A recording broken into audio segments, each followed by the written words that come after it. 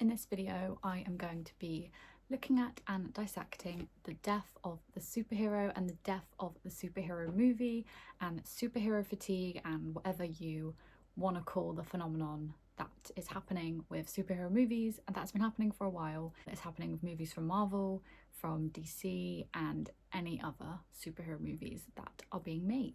I talk about this superhero fatigue and this kind of Marvel fatigue, and it's definitely something that I feel as a used to be kind of Marvel fan. When the new movies come out, when the new shows come out, I feel fatigued and I kind of don't have a very strong desire to keep up and to watch them all. And it's also tied in with a reduction of their profitability. So you think about the MCU when it was in its prime, and you think about Endgame and Infinity War and how much money these movies were making. The profits have gone down substantially to what movies now are making, for example, like what the Thunderbolts made or what Black Panther 2 made. So yeah, there's that fatigue, but there is also a financial reduction as well. So there's this death of the superhero, there's this fatigue, but why is there this fatigue? And I've come up with a few reasons as to why this is happening. Number one, stale formulas. These movies tend to follow the same formula, the same they hit the same beats in their plot, and they've just become too generic and all too similar and lack artistry and lack fresh ideas and fresh takes. And the reason for these stale formulas is that when you have a production company like Disney or Sony, the people at the top are hesitant to take risks and they'd much prefer to gamble on stuff that they know sells and stuff that they know will do well. Despite the fact that I have said, superhero movies are going down in profitability, but I guess they're still making enough for the execs to greenlight it and go ahead with these plots that follow the same formula and these movies that do not take any risks. The next reason I think is that the MCU, the Marvel Cinematic Universe, arguably one of the biggest kind of superhero sagas to happen, ended. If we remember correctly, Endgame has the word end in the title, and it was an ending. It was an ending for a lot of beloved characters, and it was the end. It was the end of that phase, of that saga of Marvel, and then they continued it. Because of course they did. They wanted to make more money, they wanted to go on to the next phase. But I do think the kind of that Marvel craze and that MCU craze has ended with Endgame and with the story ending for a lot of our most beloved characters.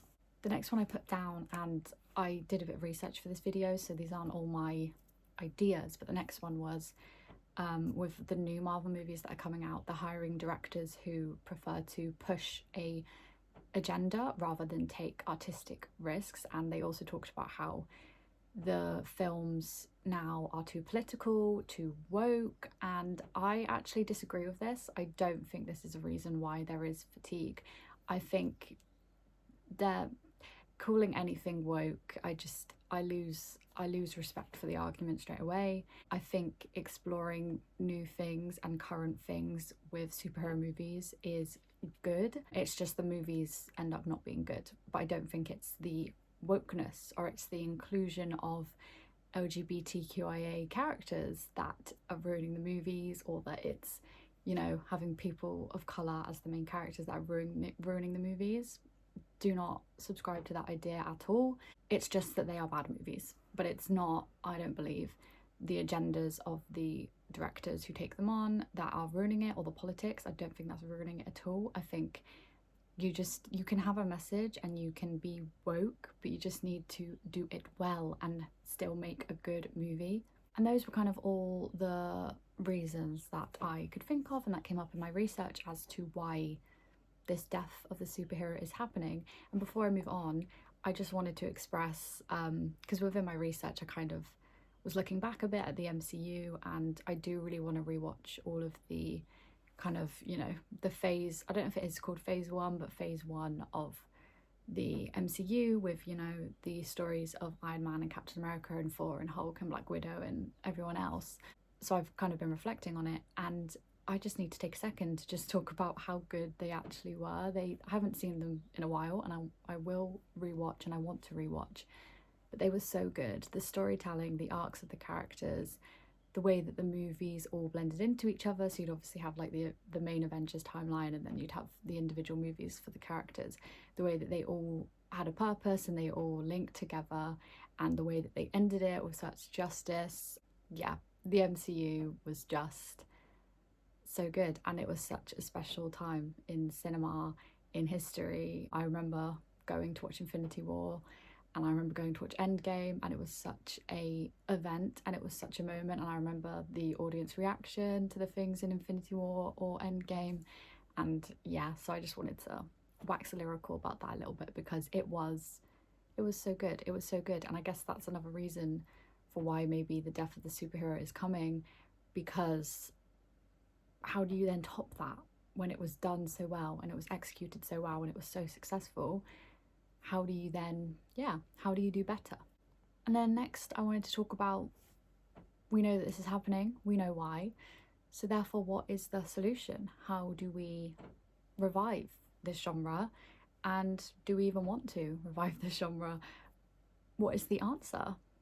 And this is when I would like to introduce the TV show Gen V. So as you can see from the title, Gen V is kind of what I wanted to focus on in this video. So Gen V is a TV show about superheroes, and it is a spin-off from The Boys, which is a very popular TV show about superheroes. I want to talk about Gen V instead of The Boys just because Gen V, I like it more. So Gen V is a TV show, and it follows these superheroes who they were artificially made superheroes. So essentially in this universe, your parents could inject you with it's called like compound V, which is why it's called Gen V. Could inject you with that when you were a baby, and then you would grow up to get powers when you hit puberty or whatever. And it follows some characters at a university, superhero characters at superhero university, and we follow the main character Marie, who has blood powers. She accidentally killed her parents and was in a facility, and then she gets to go to university, and it's kind of this fresh start. We also follow Emma, who is a superhero who can get really small or really big, and the way that she does this in season 1 is to get small she has to force herself to be sick, and then to get big she has to eat. Then we also follow Jordan, who is a gender neutral character who can switch between a male and female person and has different powers depending on if they're in their male Jordan or their female Jordan. Then we also have Andre, who has metal powers, so kind of like Magneto, can manipulate metal. Then we have Kate, who can read people's minds and also kind of control people, make people lose their memory, make people do what she wants them to do. And then finally we have Sam, who is the brother of Golden Boy, another character. And Sam has been kept in a facility at the university and been tested on, and he has, what are his powers? He has super strength, and I think that's it. Yeah, he has super strength, but he's like very OP, definitely OP. And yeah, that's you follow these characters in this show, and because it's a spin-off of The Boys, it's very similar to The Boys in that it's a show that kind of takes the idea of superhero and kind of subverts it quite a lot and looks at it quite differently to how, say, Marvel would. So it's a show that is very rude, uses a lot of bad language, very sexual, gross even, very vulgar, and yeah, just looks at superheroes in a different way, I would say in a more realistic way, as if they really sat down and thought, what would it actually be like if we had superheroes in the real world, as opposed to, say, you know, a Captain America movie where it's kind of very polished and like Captain America is this amazing human. The Boys and Gen V kind of show how humans are flawed, so therefore if you make one of them super, they're still going to be flawed, and all the things that come with this, and yeah, the problems that can arise when you give someone ultimate power essentially. And yeah, as I said, Gen V was kind of my focus of this video, and I wanted to discuss it because I think I love the show, first of all. Incredible show, definitely go and watch it. Season 2 is currently coming out every week. Very well made, very good show all around. Funny, entertaining, amazing. And I also just I love the relationships between the characters, especially Sam and Emma. They made the show for me. They made season 1 for me. So if you haven't seen Gen V, definitely go and watch it.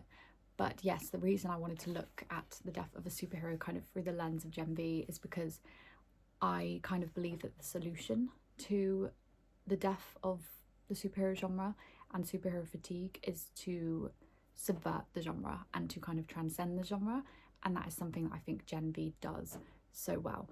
I think it takes such a fresh take on superheroes and dissects and answers and looks at questions regarding superheroes that have never been looked at before, which is quite impressive because superhero movies have been around for such a long time, and then comics have also been around for such a long time. Not that I'm a huge comic reader or anything, and maybe there probably are many comics that subvert the superhero genre themselves. I'm sure there might even be a Gen V comic. But yeah, so I really think Gen V is kind of this case study for how to do it right and how to kind of save the genre and how to still be able to make a piece of media about superheroes that is not fatiguing and that people still want to watch and that is interesting and that is fresh and that is also political but done well. So I think we should transcend kind of the superhero genre. So let's talk about the genre itself. Let's talk about the rules of the genre. What are the rules of a superhero genre? So of course you need someone who is super, who has powers. They need to have an enemy. There needs to be a major conflict in the movie, and usually, not all the time, but usually it ends with the good guy, our superhero, winning. And then I think if you even go further into like the modern day superhero movies like Marvel ones or DC as well, they follow a similar formula, genre rules as well, with stuff like self-aware humor, a lot of jokes, like a lot of breaking the tension with jokes. They usually follow the formula of someone has powers, something bad happens, they get defeated, they then train and get stronger, and then they win. That's kind of the arc and the formula of most superhero movies. So these are the rules and like the genre that I'm talking about, what I'm talking about. We need to transcend it. We need to subvert it in a way so that every movie is just not the same and not just hitting all the same beats every time, just repackaged with a different hero. And yeah, I really love it when a genre is subverted and you change the rules. Love that so much. I did a filmmaking master's and I wrote my dissertation on kind of genre, and I looked at period dramas, so a bit different to superhero movies, just a little bit.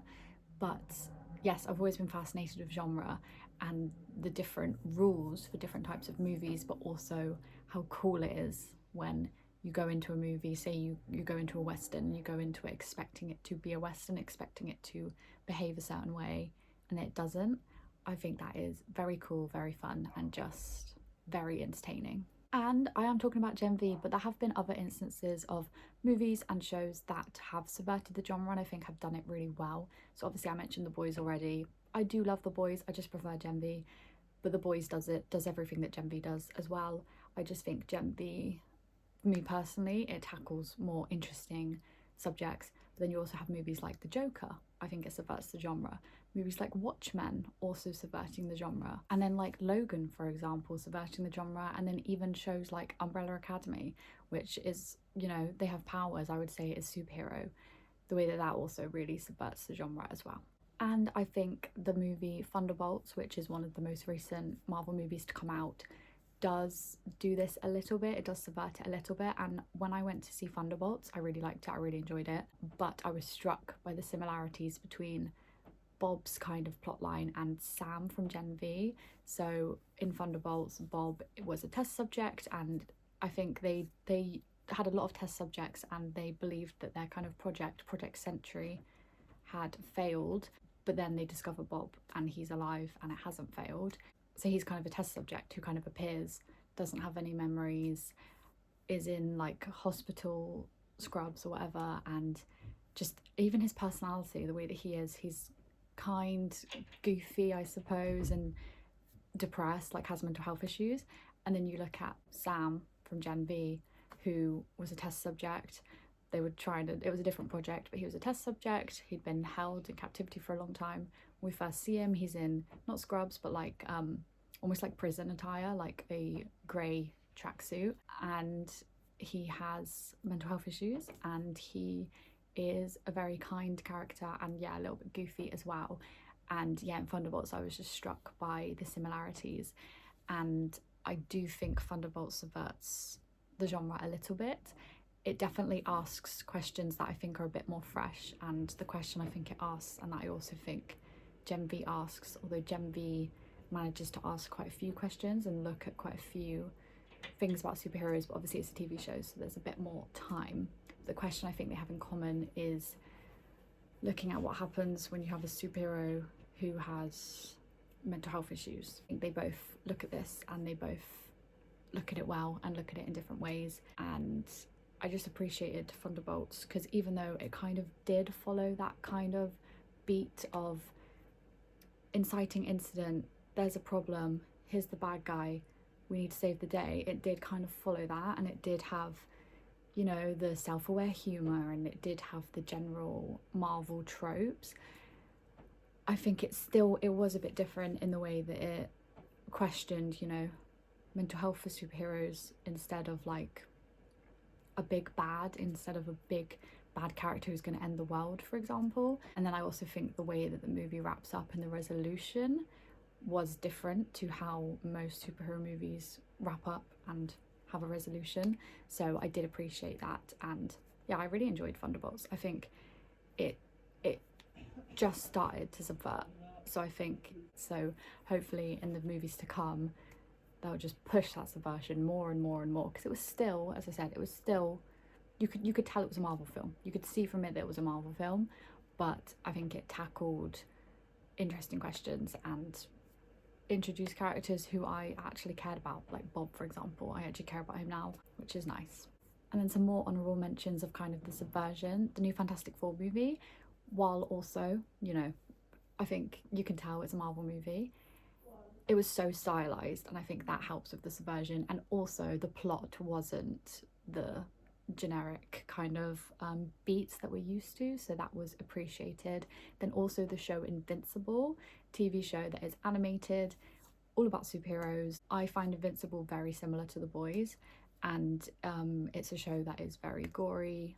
While it's animated, it's very gory, quite vulgar, and yeah, it manages to subvert it so well, and to again ask fresh questions and have a fresh take on superheroes and what it means to be a superhero and all of that. So I just had to mention those two because those did do it very well as well, I believe. And then also the new Superman movie, while the plot was, again, it was hitting those beats, I don't think it was anything crazy to not hit the beats. There were some surprises in there, I think, for me. It was still, you know, kind of following the formula. I do think it did subvert. It subverted in the way that it had a message, I think, and it hammered that home and got it out so clearly. And I really liked that, and I really appreciated that. And the message that I see being the message for that movie is like, we should be good and kind, and actually in this day and age being good and kind is kind of rebellious and is punk, as they say in the movie. And yeah, I don't know, I've always had a soft spot for superheroes that are just immensely good people and will just always be good and like don't want to kill and stuff. I think of like Captain America, for example, and Superman was definitely like that. And even like, this is what I said to everyone when they asked me about the movie if I liked it, but he saves a squirrel, like he saves a squirrel's life. There's just nothing more pure than that. The fact that there's even, yeah, the inclusion of like being kind to animals, like, yeah, I just really enjoyed that. So I think there was a bit of subversion in there as well, and it did reignite my excitement in, you know, DC movies to come. So Superman as well is an honourable mention. But back to Gen V, and as I said, I think it is so good, and the main reason that I think it's so good, while the plot, the production, the actors, the comedy, everything is really good. The pacing, all of that is really good. I think I like it, and I've said this, is the kind of the fresh take on superheroes and the fresh questions. So the questions of what happens when you have a superhero who has mental health issues, what happens when you have a superhero who's non-binary, and those type of questions, and exploring kind of sexuality within the superhero lens, exploring eating disorders, exploring all myriad of mental health and stuff within the lens of superheroes, I think is so interesting and so fascinating to me, and so fresh and just new, and definitely a subversion to the MCU movies that we're used to. And I just think watching this show and watching like Superman, I think what they're kind of doing, as well as the subversion, is they're kind of finding the humanity in superheroes again. Like, obviously superheroes are kind of superhuman, like they're not us, they're humans, but times 100 or whatever it is. I think that's kind of what is happening. It's finding the humanity in these characters again, and in the questions that we ask about these superheroes, because obviously it depends on the superhero, but like a lot of the superheroes were just human at one point, or despite the fact they have powers, they're still, they're still human beings who are normal. They just have an incredible ability. So I think, finding this humanity within the super is so interesting, so refreshing, and something that I hope we see more of as more shows and more films come out.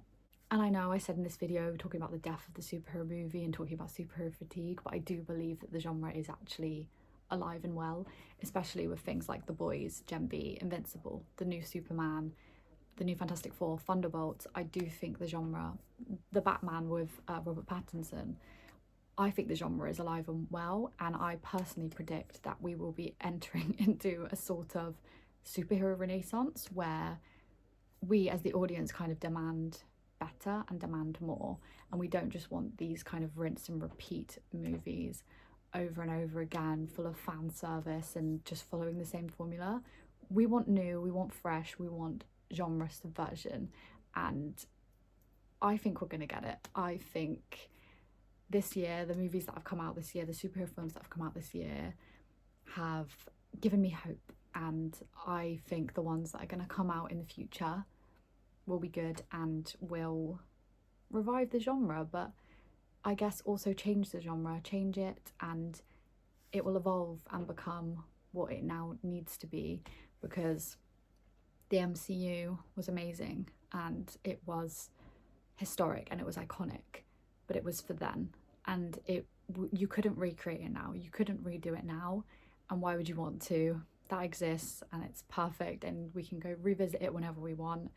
But I think, the genre needs to subvert, and it needs to change, and it needs to evolve to meet the needs of the modern audiences of today and what we want to see today. We don't just want the same formulaic movies anymore. We're smarter than that, and we demand more as audiences, which I think is really good. And we have so much power in what movies are we actually going to go to the cinema and see and put our money behind. So I am hopeful for the future of this genre, and let's just hope for more movies with complex characters where we can explore and ask new questions about superheroes and have interesting plots with an actual real message that they want to tell, and not just cash grabby superhero movies.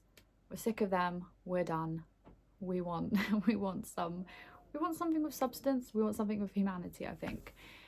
And I think that's how we bring the superhero back to life, and how we fight this fatigue that I think a lot of people have felt, and I definitely have. But that was my video. That was all that I had to say on the death of the superhero.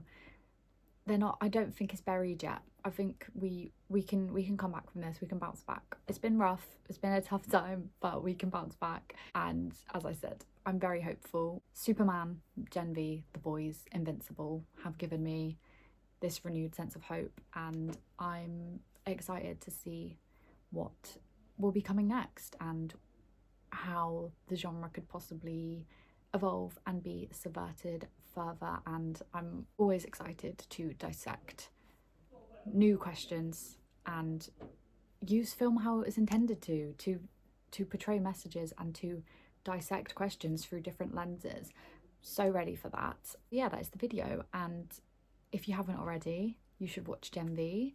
It's seriously excellent. It's seriously so good. I'm behind on season 2, but I will be catching up, and I'm sure season 2 is great as well. But yeah, would highly recommend Gen V. A masterfully crafted show, pacing wise, plot wise, such interesting questions that are dissected, such good actors in it, such strong relationships between the characters, and it links to The Boys. So if you've only seen The Boys, watch Gen V as well, and it will just enrich The Boys for you. Yeah, watch Gen V. If you take anything away from this video, it's to watch Gen V. So insanely good and so interesting. That is the video. Thank you for watching, and make sure when a new superhero movie comes out, if it actually looks good and it actually looks like it's not a cash grab in the trailer, put your money behind it and go to the cinema. Go and watch it. Take a chance on that new superhero movie, and you might be really pleasantly surprised, just like I was with Thunderbolts. But that is it. Bye.